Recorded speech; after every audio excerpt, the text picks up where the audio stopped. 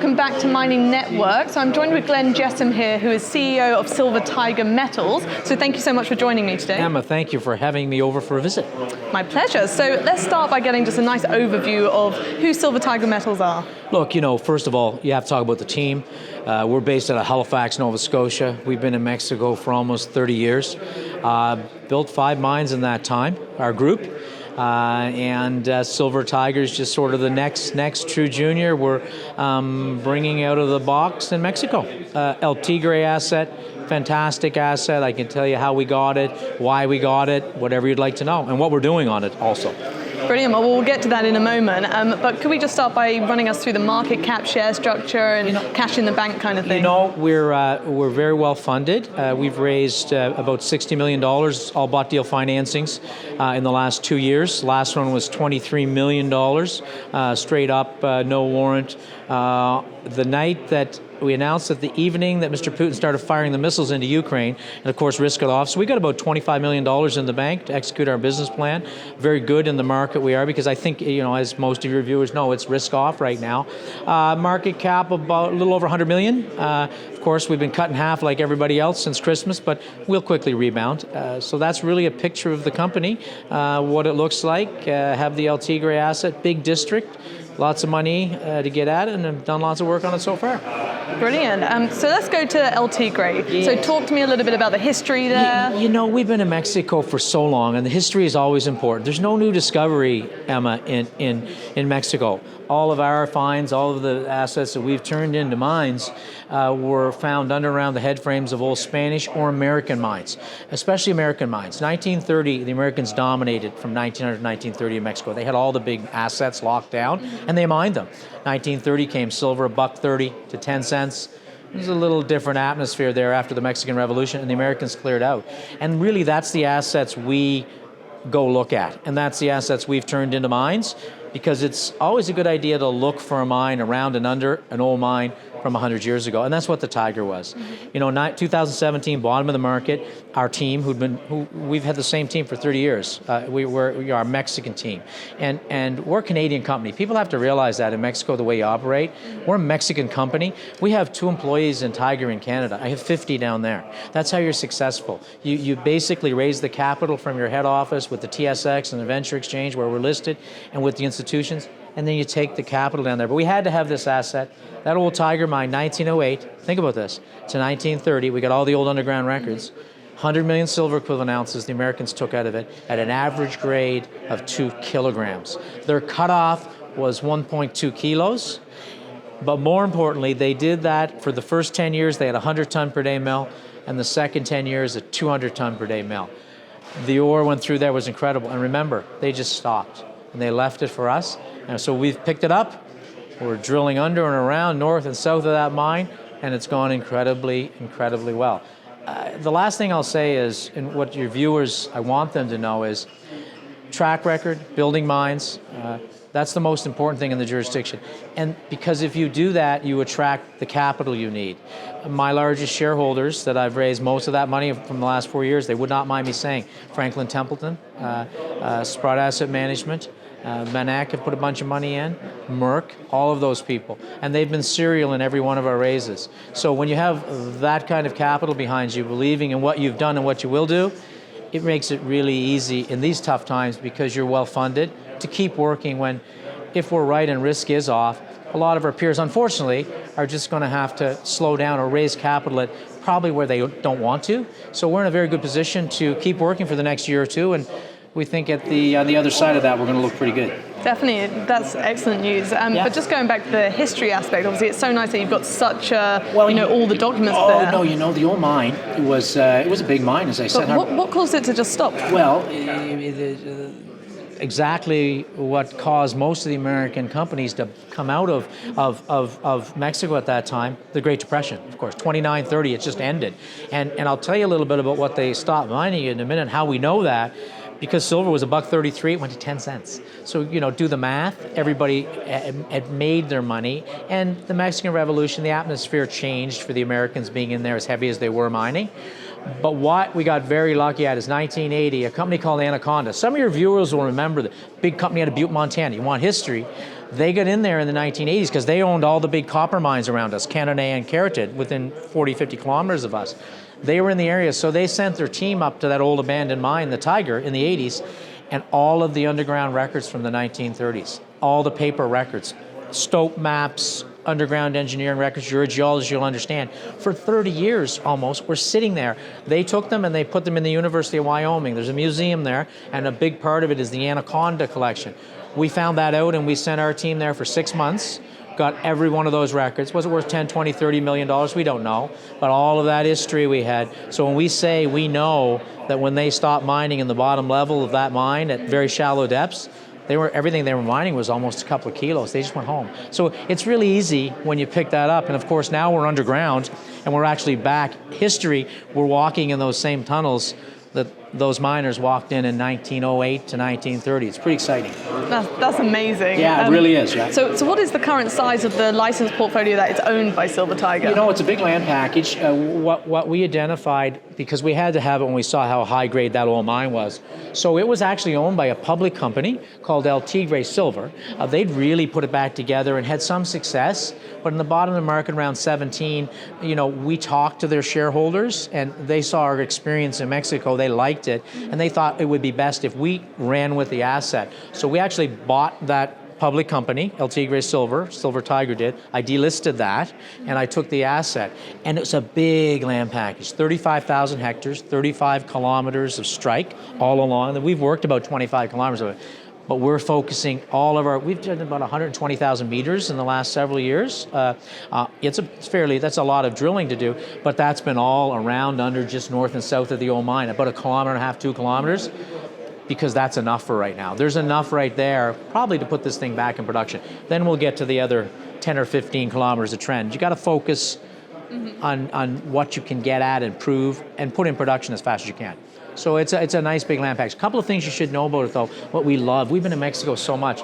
There's no ejido. So really I have all those mineral rights 100%. The royalty is still intact, not given away. And we've made the decision that we think this is going to be a mine, and we've built a few. We bought the middle 7,000 hectares of land recently. That's a big land package. I think I paid 1.1 million for that. So really when you look at it, clean asset, own it 100%, royalty still there for me to exploit down the road when and if the time is right, and really have now bought most of the land that the mineral concessions are on. So important to put those things all under your control as early as you can in the process. So we've done that already. Definitely, and just to clarify, El Hidro means that the land isn't being used for any Ejido is native peoples. Yeah. That's just the name that's used in Mexico. So usually you have to deal with two parties. Even if you get the mineral concession from the government, we have 35,000 hectares, 35 kilometers of it. You then this is all ranch land. So then the next thing is go to meet with all the ranchers, 7 or 8 of them, and get an agreement to explore all of their land. That's the second thing. We took that to another level because where the old mine was, the 7,000 hectares in the middle, the rancher was willing to say, you know, I don't need to be a rancher anymore. I'd like a payday. So we bought his ranch for 1.1 million. That's the 7,000 hectares. Up on top of that, there are native people issues. Many places have an ejido. That means the native peoples live in that land and have claimed it. Just where this one is, there is no ejido. It's just ranch land. So really, we don't have to deal with that issue. We have been very successful in all of our mines in doing it. Just one less level of complication you have to deal with. Yeah. So one of my next questions was about the locals and how they. We're about 100 kilometers from the U.S. border. We're about 30 kilometers off the main road that goes to the U.S. and the railway. The closest town is a little town called Escada. And it's about 30,000 people. It's 30 kilometers from us, but it's a mining town. The only reason this exists is because Cananea and Carotid, 2 Grupo Mexico with giant copper mines, are right there. And so all of those people are mining people that work in those mines. So the point I guess I'm making is there's those 7 ranchers who we have agreements with, there's nobody else there. And we own the middle 7,000 hectares. So I guess you could say I'm almost a rancher in Mexico. Yeah, it's pretty ideal. Yes, it is. So in terms of the infrastructure there, obviously you are quite remote. Look, this is northern Sonora. this is mining country. Within 40 kilometers of me is La Carretera, one of the biggest copper mines in North America. It's Grupo Mexico. The town is there to support, and that's where the big smelting facilities at the plant is for that. 100 kilometers from me is Cananea, the biggest copper mine in North America. 80 kilometers south of me is Silvercrest Metals, a great big success story, Eric Fear's story and we're very similar to grade and things like that to him. Very successful company. Another 25 kilometers is Santa Gratuitas. That's an asset that one of our group acquired several years ago. We did some work on it. We sold it to Agnico Eagle a couple years. So this whole trend, we try to explain it. Hermosillo is a 2-hour drive. That's where our technical team's been based for 30 years. You have 10 drill rig companies there. You have the university, the geological university is there. It's on and on. It's better infrastructure than anything, honestly, you'd find really anywhere in Canada to say we're going to build a mine, because the whole area is large mines. So we got very lucky on that too. The logistics couldn't be better. Brilliant. So it's all working in your favor. Everything is working in the favor. We ticked all those boxes before we bought it. So it's brilliant. Good. Yeah. And you've mentioned there are quite a few significant neighbours, but if we just dive a little bit more into the geology here, what are the mineralized zones? Are they epithermal in nature? Look, everything you're looking at in Mexico that is of size and precious metals, the silver mines, let's say that, all of our large epithermal systems. Okay, so you're simplistic. It's the veins basically come to surface. We walk on all of them. We've got about 35 kilometers of trend along the Sierra Madre. We've already the old mine was 1.5 kilometers. We've drilled 4 and 5 kilometers on each side of that. We see the same thing. We've mapped it as far as 25 kilometers total. The same sort of structure at surface. So you have unlimited high-grade quartz veins. Silver veins, 80% silver, 20% gold, chalcopyrite, sphalerite, galena. That's number one. Also, in the top 100 meters where these veins come to surface, and we've already delivered this, we saw large gold alteration outside those silver veins. Probably about 70, 80 meters, 30, 40 meters on each side. When we first got there in 2018, we drilled off a 1 million ounce open pit gold resource, about a 2-to-1, 3-to-1 strip. The first 500,000-600,000 ounces of that gold are about almost a gram. Beautiful open pit. That's the halo outside at surface, the veins, which only goes to about 100 meters. That's along the trend. Very similar to how everybody mines there. Take the pit, go underground for 1 kilometer. That's really the mines we've built have been like that. Last thing that's very interesting, though, you asked about geology.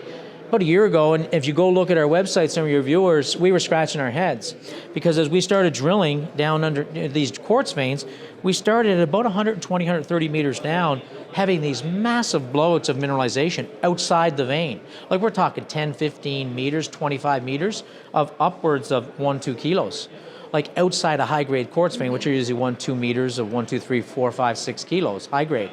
Yeah. And what that turned out to be was a real shale horizon that no one knew about, that really is across the property, probably laid down in between some quiet periods. This was all an underground ocean, it was all underwater at one point. And that shale's about 30, 40 meters, and where those quartz veins come vertically through that, it's a horizontal, we're getting beautiful, it's almost a bonus. No one expected. We didn't see it in any epithermal system we'd ever saw in Mexico. So, when God gives you something like that, you'll take it. So we're really sort of drilling that out now, and the readers go on my Verify presentation on my website, and you can really see, we delineate that as a gold bar now, because you've got pit, high-grade unlimited quartz veins with silver, and now these blowouts in the shale. So a lot of mineralization, and not just narrow vein. Now we're seeing wide, like some of our last drill holes underneath the old mine, we're starting to drill 10, 12 meters of more than a kilo, always with 1 or 2 or 3 meters of 2-3 kilos in the center. So, really high-grade ore, but really starting to see some nice width, because at some point, this is not about writing reports. This is not about putting ounces on the books, especially in the world we're in now. We think risk's off for a while. I keep saying that. Probably not what your viewers want to hear, but we have to mine it. And we're underground now, and we're back in the old mine. We've hired Cominvi, and so we're back in standing where the old timers left off in multi-kilo ore. It's pretty exciting. And we're going to start drilling from underground probably in the next month or so. No, it's really exciting. We'll get to the drill program in just a moment. You've touched on the width of the veins there and the size of them. But could you just explain a little, what is the width of some of these veins? So what you're seeing is at surface, I talked about the open pit. That's about 100 meters. It surrounds, it's an alteration zone, great plumbing, brecciation around those quartz veins where they come to surface, and that's 50, 60, 70 meters. That's beautiful, wide, but just the gold disseminates out there. The vein, look, the old timers, their cutoff was 1.2 kilos. When they went down in that old mine, they were surgical. They wanted 1 meter. As we're drilling it, we're seeing, because anything less than 1.2 kilos, they didn't mind. They just took that high-grade quartz. We're seeing that there is an alteration zone. It's wider than that, and you can go look at our last few press releases. We had the high-grade quartz vein in the middle, 2-3 meters of multi-kilo, but then we're starting to see 8, 9, 10, 12 meters of a kilo. So we're starting to see a lot more width outside those quartz veins. Very important when we get to mining. It's hard to mine just narrow vein silver. Very, very hard with all the things that come into that.